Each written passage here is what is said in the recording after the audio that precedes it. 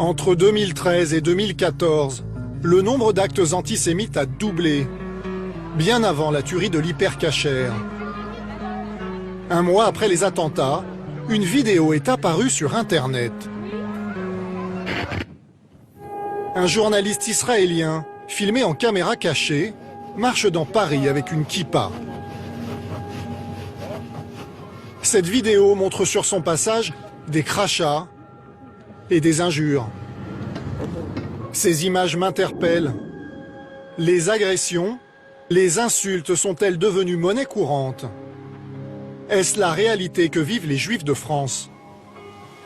J'ai voulu savoir.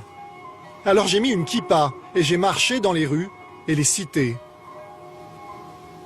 Et voici ce que j'ai vu.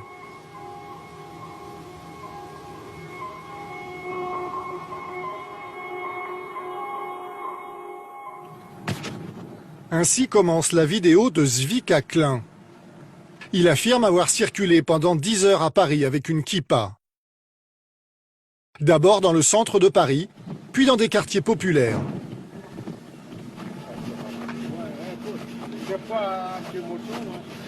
Sur ces images, le journaliste se fait interpeller.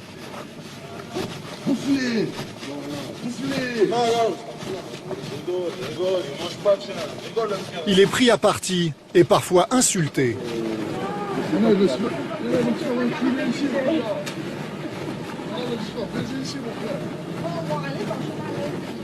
Le son n'est pas toujours audible.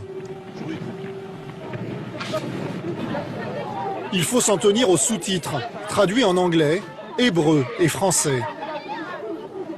Cette vidéo a été vue 5 millions de fois et a fait le tour du monde. Comment a-t-elle été tournée? Et pourquoi? Dans l'article qu'il a écrit sur sa vidéo, Zvika Klein dit être accompagné d'un garde du corps, invisible à l'image, et d'un ami qui filme en caméra cachée. Le montage dure 1 minute et 36 secondes. Nul n'a vu l'intégralité de son tournage. Mais voici comment il analyse son expérience sur la chaîne américaine conservatrice Fox News. Le Premier ministre israélien Benjamin Netanyahou presse les Juifs d'Europe de partir et d'émigrer en Israël.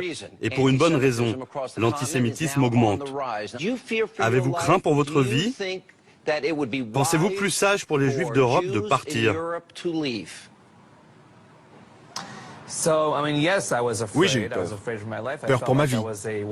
J'étais une cible avec ma kippa. Ce dont nous parlons, c'est de l'antisémitisme des musulmans, qui ne reconnaissent pas le droit aux juifs d'exister et qui commettent des actes violents. Des propos condamnables par la loi française. Dans l'article qui accompagne la vidéo, Zvika Klein va plus loin. Dans le Paris d'aujourd'hui, certains quartiers sont interdits aux juifs. Puis il compare les rues de Paris à celles de Ramallah. C'était comme marcher dans la vieille ville de Ramallah. Quelques minutes de plus, et on se faisait lyncher. Son expérience dans mon propre pays me questionne. Alors j'ai voulu faire le même test. Je suis allé rue des Rosiers, dans le quartier juif de Paris. Je me suis acheté une kippa. Et j'ai marché à Paris, mais aussi à Lyon, à Strasbourg. J'ai pris le métro, le RER, le tram. Sans garde du corps, contrairement à Zvika Klein. Juste avec Julien, mon caméraman. Au départ, je n'emmène pas large. J'imagine que je vais subir des remarques désagréables, voire des injures. Mais je vais de surprise en surprise. Je rencontre surtout l'indifférence, et parfois même des marques de sympathie. Bonjour. Bonjour. Shalom. Ah, merci. Salam alaikum. C'est Shabbat Shalom, c'est ça. C'est comme ça qu'on dit. Bonne soirée. Alors, j'ai aussi marché la nuit. Je suis allé en banlieue, à Clichy, Aubervilliers, La Courneuve, Créteil, à Vénissieux, à Vaux-en-Velin. J'ai erré dans des quartiers dits difficiles. J'ai croisé des dizaines de groupes de jeunes. Bonjour. Vous promenez à la ferme? Hein? Vous promenez ici? Bah pourquoi pas?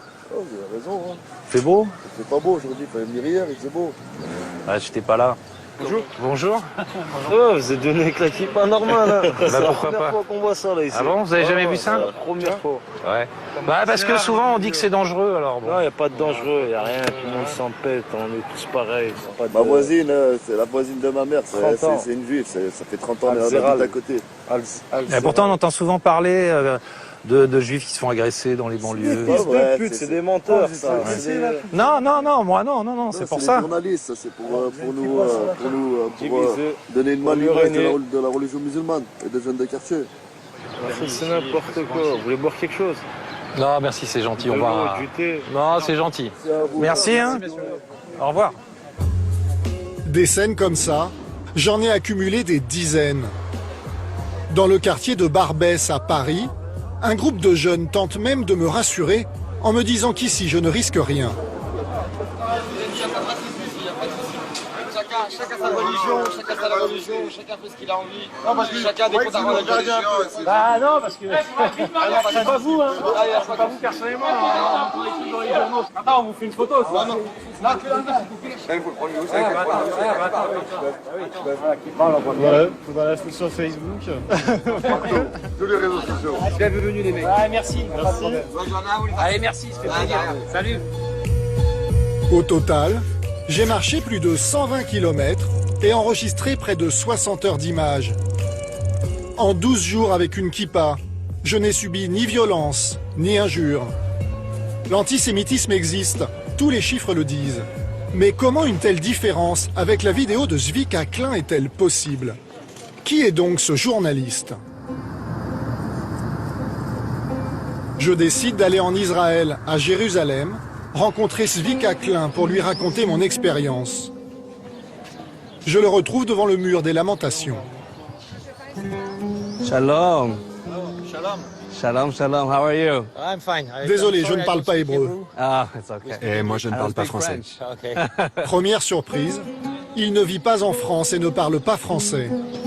C'est un militant sioniste, ancien membre du service de communication de l'armée israélienne. Il a grandi dans une colonie juive. Il travaille pour un quotidien religieux et pour le site d'information NRG qui a publié la vidéo. Tous deux sont propriétés de Sheldon Adelson, un milliardaire juif américain, proche de Benjamin Netanyahou, le premier ministre israélien, qui incite les juifs à quitter l'Europe pour venir en Israël. Je raconte à Zvika Klein mon expérience en caméra cachée, si différente de la sienne. Si vous n'avez pas eu de retour négatif, je suis heureux pour vous. Mais moi, j'ai vécu le contraire, et bien plus que ce qu'on voit dans la vidéo. Parce que cette vidéo pourrait être considérée par certains comme de la propagande. Dans la pensée sioniste, il y a le retour des Juifs en Israël. On n'a pas créé quelque chose qui n'existait pas. Je ne pense pas que les gens viennent s'installer en Israël à cause de cette vidéo. Cette vidéo, postée un mois après les attentats, a-t-elle pu attiser le sentiment d'insécurité des Juifs de France et les convaincre de partir, comme le souhaitait Benjamin Netanyahou? Difficile de l'affirmer, mais elle sert le propos.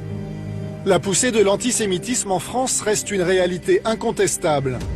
Des tags aux agressions physiques, le nombre d'actes antisémites a été multiplié par 2, passant de 423 en 2013 à 851 en 2014.